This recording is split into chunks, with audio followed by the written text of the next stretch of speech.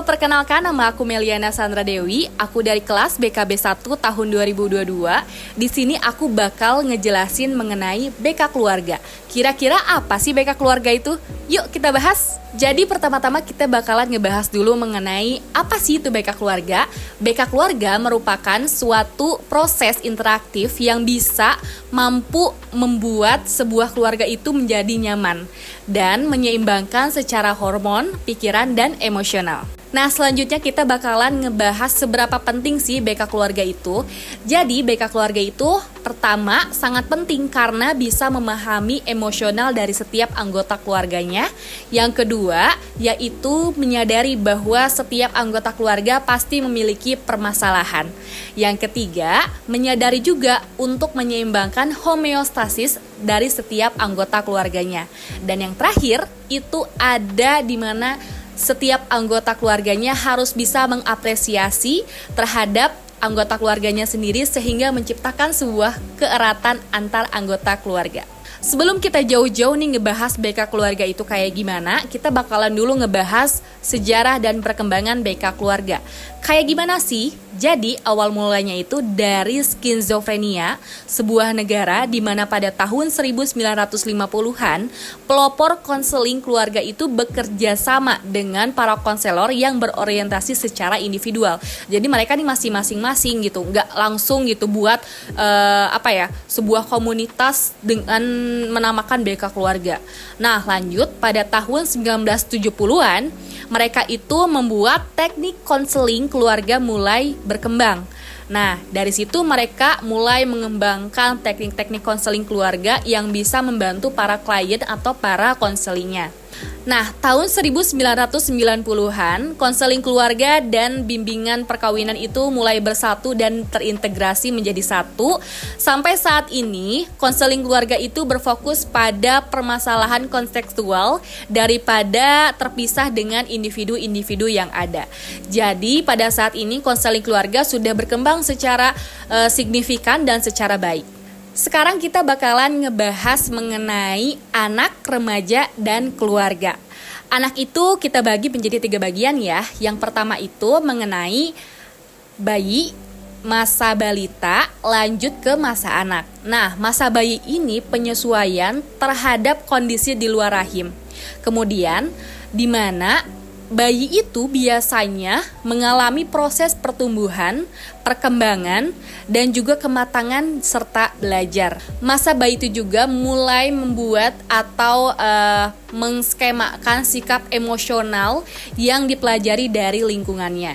Kemudian kita lanjut ke masa balita. Masa balita itu di mana pertumbuhan fisik yang mulai signifikan. Jadi yang tadinya dia masih bisa merangkak, terus dia mulai bisa ngerondang atau mungkin jalan, jadi dia bisa mulai menyesuaikan dirinya dengan lingkungannya. Kemudian di masa anak sendiri, yaitu untuk mulai belajar di dalam dan di luar sekolah. Nah, biasanya dari masa anak ini yang tadinya sudah bisa belajar berbicara, membaca, menghitung, kemudian biasanya orang tuanya itu menyekolahkan anak-anaknya itu ke sekolah.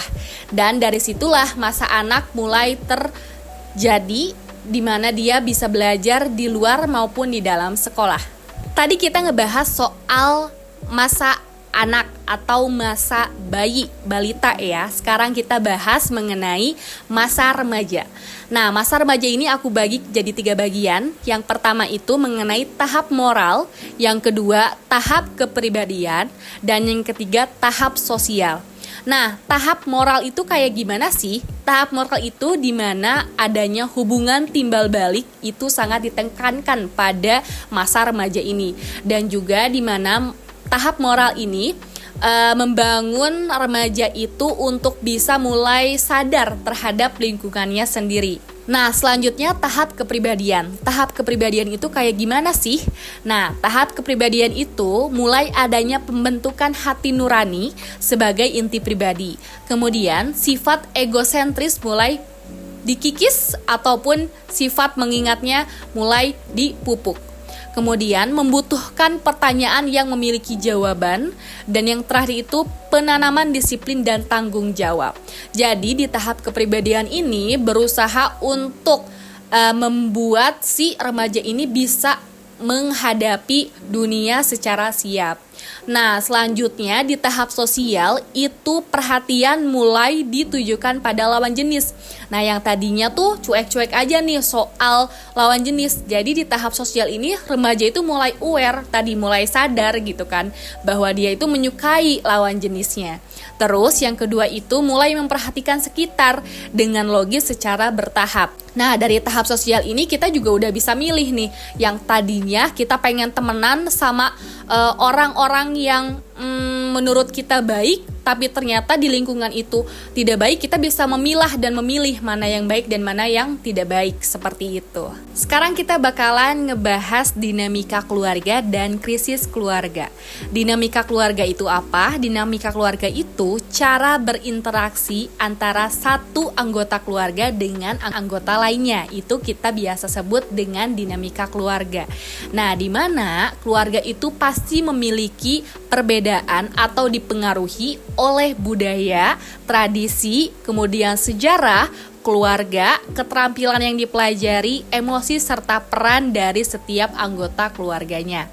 Sedangkan krisis keluarga itu biasanya merupakan masalah yang dialami oleh setiap keluarga sehingga tidak adanya cara interaksi yang baik antar anggota keluarga. Sekarang kita bahas mengenai krisis keluarga. Kita bakalan ngebahas dulu nih krisis keluarga dan disfungsi keluarga. Apa sih bedanya? Krisis keluarga itu merupakan suatu kondisi kehidupan keluarga dalam keadaan yang tidak stabil, kemudian tidak terarah, dan dianggap membahayakan karena dapat membawa perubahan negatif pada setiap anggota keluarganya. Sedangkan disfungsi keluarga itu di mana suatu keadaan yang terjadi pada keluarga yang kurang memenuhi tugas dan peran orang tuanya sendiri. Nah, di sini kita bakalan ngebahas juga mengenai disfungsi keluarga serta krisis keluarga.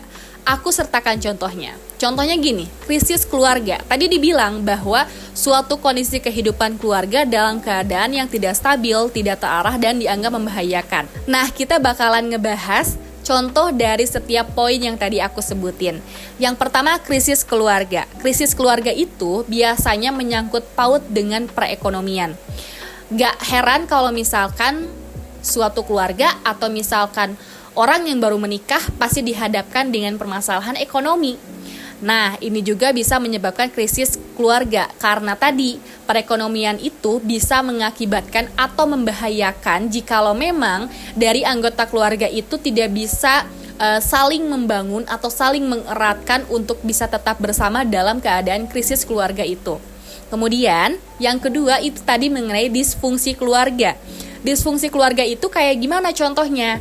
Disfungsi keluarga itu contohnya di saat ayah dan ibu tidak menjalankan perannya masing-masing. Atau mungkin bisa kita singkat dengan di mana seorang ayah atau seorang ibu tidak bisa menjalankan hak dan kewajibannya sebagai orang tua, dan pun anak juga sangat berperan penting untuk disfungsi keluarga ini karena anak juga memiliki hak dan kewajiban terhadap orang tua. Jadi disfungsi keluarga itu di mana anggota keluarga menjalankan hak dan kewajibannya sebagai anggota keluarga itu sendiri. Sekarang kita bakalan ngebahas mengenai tahapan konseling keluarga. Nah, kita sebagai guru BK atau nantinya kita bakal jadi guru BK, kita juga harus tahu nih tahapan konseling keluarga yang baik itu seperti apa. Aku bakalan sebutin beberapa poin yang bakal aku jelaskan. Yang pertama yaitu pengembangan raport atau suasana hubungan. Jadi di saat kita konseling dengan konseli atau mungkin nanti peserta didik, kita harus bisa membangun suasana yang nyaman, yang tenang, sehingga si peserta didik itu mau bercerita kepada kita. Kemudian yang kedua, yaitu adanya pengembangan apresiasi emosional. Jadi, pas konseli atau peserta didik itu bercerita kepada kita, kita juga harus mengapresiasi emosional yang dia rasakan. Contohnya, di saat dia curhat nih tentang keluarganya, terus dia bilang sedih, marah, kecewa terhadap orang tuanya, kita juga harus mengapresiasi emosionalnya. Jadi nggak cuman kita mengapresiasi hal-hal yang baik aja, tapi hal-hal yang menurut kita tidak baik atau mungkin perasaan yang salah, kita juga harus mengapresiasi. Yang ketiga itu mengenai pengembangan alternatif modus perilaku.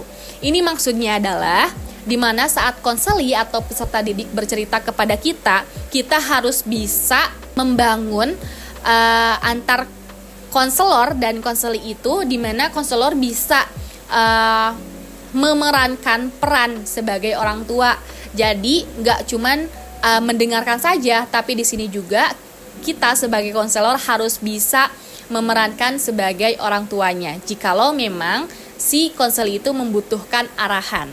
Poin keempat mengenai fase membina hubungan konseling.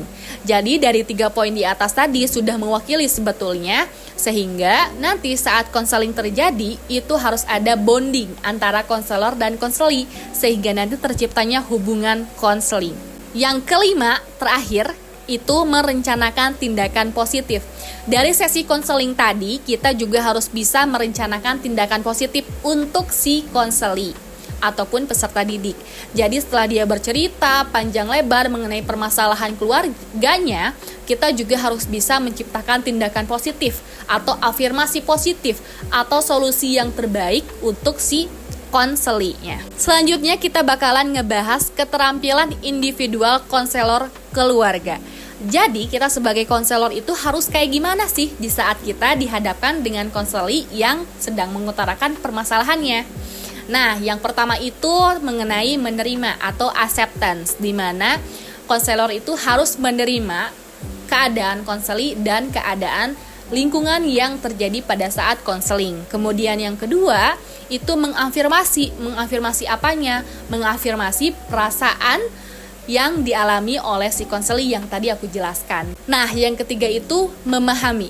Sebagai konselor, saat kita dihadapkan dengan konseli, kita juga harus memahami perasaan dan kondisi serta keadaan yang dialami oleh si konseli. Kemudian yang keempat yaitu bersungguh-sungguh. Kita saat dihadapkan konseli, kita juga harus bersungguh-sungguh saat melakukan konseling berlangsung.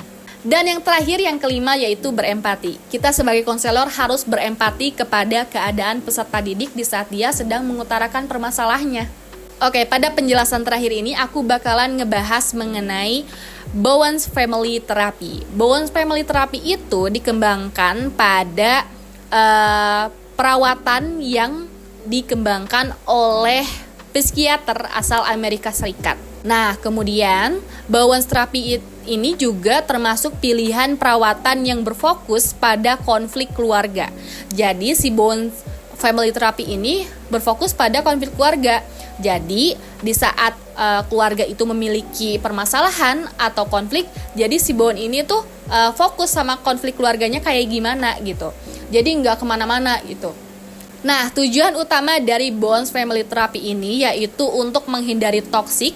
Kemudian yang kedua itu untuk mengembangkan diferensiasi secara positif, serta berlatih untuk otonomi kesehatan dengan anggota keluarga. Jadi, Bowen's Family Therapy ini berfokus tadi pada konflik keluarganya, kemudian bertujuan untuk menghindari toksik dalam keluarga, terus juga mengembangkan diferensiasi yang positif antar keluarga. Jadi, Bowen's Family Therapy ini sangat penting untuk mengatasi konseling keluarga. Oke, segitu aja penjelasan dari aku mengenai BK keluarga atau bimbingan dan konseling keluarga. Terima kasih atas perhatiannya. Sampai jumpa di pembahasan selanjutnya. Dadah.